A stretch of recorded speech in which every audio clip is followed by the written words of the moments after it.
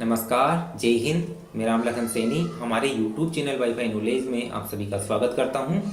देखिए, आज का जो हमारा चैप्टर है उसका नाम है भूगोल एक विषय के रूप में, ज्योग्राफी एज ए सब्जेक्ट। आज का जो हमारा ये चैप्टर है, ये क्लास 11 राजस्थान माध्यमिक शिक्षा बोर्ड की जो ज्योग्राफी की बुक है उसका पहला चैप्टर है। और इसी प्रकार ना केवल हम क्लास 11 बल्कि क्लास 12 के भी ज्योग्राफी विषय से संबंधित सारे इंपॉर्टेंट चैप्टर वीडियोस के माध्यम से लाने वाले हैं। इसलिए यदि आपके परिवार में या आपके कोई रिलेशन में कोई ऐसा स्टूडेंट हो जो क्लास 11 या क्लास 12 में पढ़ रहा हो और उसके पास ज्योग्राफी एक वैकल्पिक विषय के रूप में हो, तो आप उसको ये वीडियो शेयर कर सकते हैं। और यदि आप हमारे इस यूट्यूब चैनल पर नए हैं तो आप हमारे इस चैनल को सब्सक्राइब कर सकते हैं और साथ ही साथ बेल आइकन को भी प्रेस कर सकते हैं। तो चलो शुरू करते हैं। जैसा कि आज का हमारा ये चैप्टर है भूगोल एक विषय के रूप में, ज्योग्राफी एज ए सब्जेक्ट। ये क्लास 11 का पहला चैप्टर है, इसलिए ये थोड़ा बोरिंग हो सकता है, लेकिन मेरी कोशिश ये रहेगी कि इसको भी मैं मज़ेदार तरीके से एक्सप्लेन करूं। तो चलो शुरू करते हैं आज के टॉपिक की ब्रह्मांड से। आप सभी जानते होंगे इस ब्रह्मांड के बारे में कि हमारे इस ब्रह्मांड में अरबों आकाशगंगाएं हैं और उन अरबों आकाशगंगाओं के प्रत्येक आकाशगंगा के अरबों की संख्या में ही तारे हैं और उन तारों के अरबों खरबों ही ग्रह हैं, उपग्रह हैं और उल्कापिंड हैं। इस प्रकार हमारा ये ब्रह्मांड एक विशाल ब्रह्मांड है, लेकिन आज भी मानव को इस ब्रह्मांड का प्रारंभिक ज्ञान भी नहीं है। आज भी मानव को ये नहीं पता कि इस ब्रह्मांड की उत्पत्ति कब हुई, कैसे हुई और किसके द्वारा हुई। भले ही विज्ञान ने इतनी प्रगति की हो, लेकिन आज भी मानव इस बात से अनभिज्ञ है कि इस ब्रह्मांड का स्वरूप कैसा है, इस ब्रह्मांड का विस्तार कितना है। लेकिन इसके बावजूद भी हमारे वैज्ञानिकों ने, हमारे भूगोलवेताओं ने विभिन्न उपकरणों के माध्यम से, विभिन्न प्रयोगों के माध्यम से इस बात का जानने का प्रयास किया है कि इस ब्रह्मांड की उत्पत्ति कैसे हुई और कब हुई। और साथ ही साथ भूगोलवेताओं ने इस बात को भी जानने का प्रयास किया है कि हमारा ये जो सौरमंडल है और हमारी ये जो पृथ्वी है, इसकी उत्पत्ति कब हुई और किस प्रकार से हुई। भूगोलवेताओं के अनुसार हमारा ये जो ब्रह्मांड है, इसकी आयु 14 अरब वर्ष के लगभग मानी जाती है। बात करें हमारे सौरमंडल की, तो हमारे सौरमंडल की आयु मानी जाती है 10 अरब वर्ष पहले। इसी प्रकार हमारी पृथ्वी की उत्पत्ति होती है आज के लगभग 4.5 अरब वर्ष पहले। इस प्रकार हमारी पृथ्वी पर सबसे पहले सूक्ष्म वनस्पतियों और सूक्ष्म जीवों की उत्पत्ति होती है। इसके बाद धीरे धीरे हमारी पृथ्वी पर जो प्राणदायिनी ऑक्सीजन जो गैस है, उसकी मात्रा में वृद्धि होती हुई वो 21% तक पहुंच जाती है। और अंत में आज के लगभग 20 लाख वर्ष पहले उत्पत्ति होती है मानव की। और मानव, आप सभी जानते हैं कि ये हमारी पृथ्वी पर एक सबसे बुद्धिमान प्राणी है। और इस प्रकार मानव की उत्पत्ति के पश्चात मानव आविष्कार करता है अग्नि और पहिए का, और ये दोनों आविष्कार मानव के जीवन में मील का पत्थर साबित होते हैं। इसके पश्चात मानव अपनी बुद्धि और शक्ति का प्रयोग करते हुए पृथ्वी पर विद्यमान विभिन्न संसाधनों का प्रयोग अपनी आवश्यकता और क्षमता के अनुसार करने लगता है।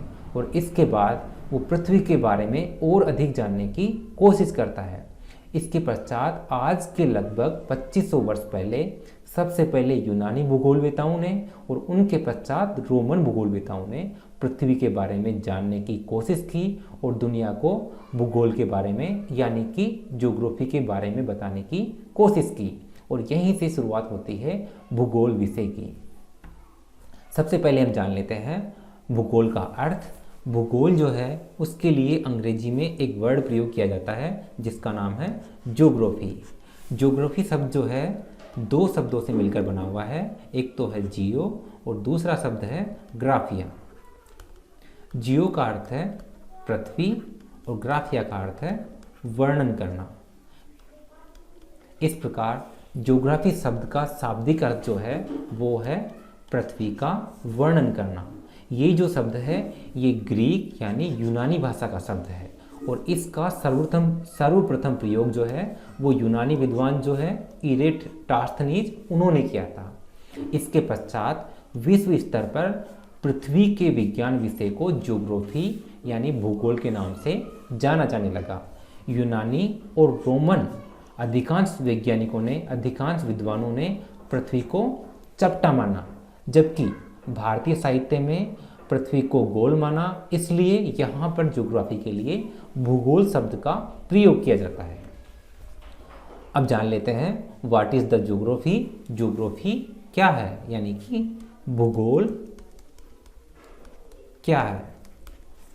देखिए, भूगोल जो है वो पृथ्वी तल यानी कि अर्थ सरफेस, इसका विज्ञान है। भूगोल जो है वो अर्थ सरफेस का विज्ञान है, यानी कि इसमें स्थान, उसके विविध लक्षणों, वितरणों तथा साथ साथ स्थानिक संबंधों का मानवीय संसार के रूप में अध्ययन किया जाता है। बात करें अर्थ सरफेस की, तो अर्थ सरफेस जो है वो एक व्यापक शब्द है। वो क्या है, वो एक व्यापक शब्द है, उसमें बहुत कुछ इंक्लूड है। यानी कि अर्थ सरफेस में स्थलमंडल, जलमंडल, वायुमंडल और जीवमंडल, इसके अलावा पृथ्वी पर सूर्य तथा चंद्रमा का जो प्रभाव है ये भी अर्थ सरफेस में शामिल किया जाता है। यानी कि ज्योग्राफी में स्थलमंडल, जलमंडल, वायुमंडल, जीवमंडल, पृथ्वी पर सूर्य एवं चंद्रमा का जो प्रभाव है, इन सभी का सम्मिलित रूप से अध्ययन किया जाता है। इस स्लाइड में देखिए, अर्थ सरफेस को अच्छे से डिफाइन किया गया है। अर्थ सरफेस में जलमंडल, स्थलमंडल, वायुमंडल और जीवमंडल, साथ साथ पृथ्वी पर जो सूर्य एवं चंद्रमा का जो प्रभाव है उसको भी शामिल किया जाता है। अब हम जान लेते हैं भूगोल की कुछ परिभाषाओं को। देखिए, भूगोल जो विषय है वो इतना विशाल विषय है कि इसको कुछ शब्दों में परिभाषित करना बहुत कठिन कार्य है।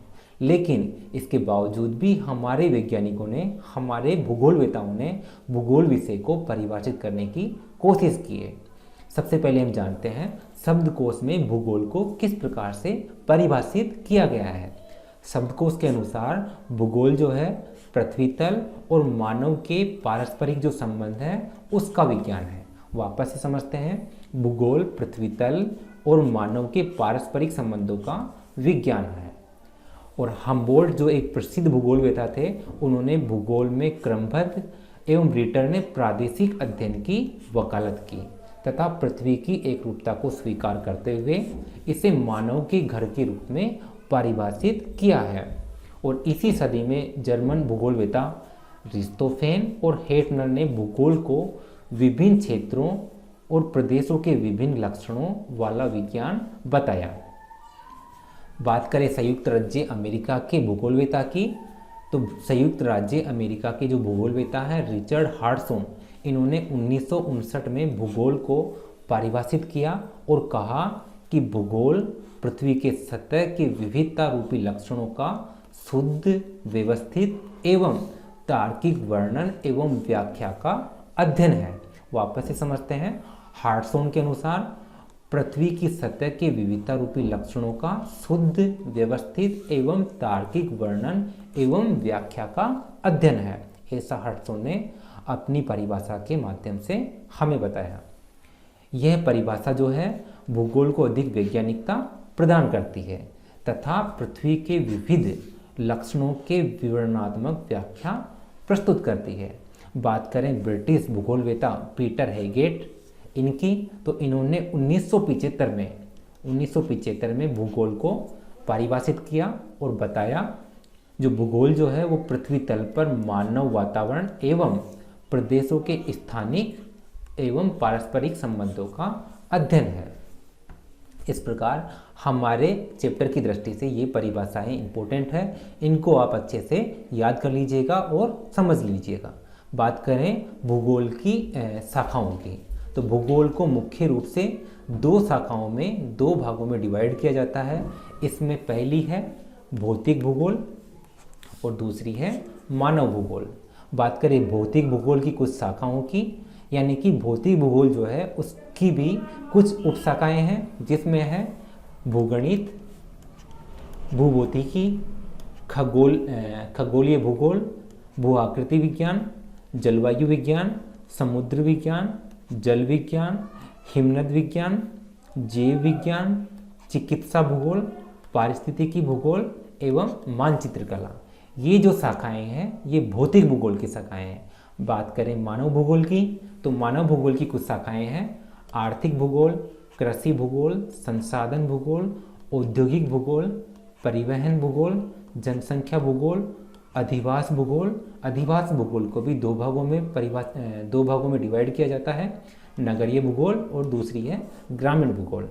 इसके अलावा मानव भूगोल की अन्य उपशाखाएं हैं राजनीतिक भूगोल, सैन्य भूगोल, ऐतिहासिक भूगोल, सामाजिक भूगोल और सांस्कृतिक भूगोल। इस प्रकार से मोटे रूप से भूगोल की दो शाखाएं हैं, भौतिक भूगोल और मानव भूगोल, और इनको भी विभिन्न प्रकार से विभिन्न उपशाखाओं में विभाजित किया गया है। इस प्रकार आज का हमारा ये वीडियो समाप्त हुआ। धन्यवाद।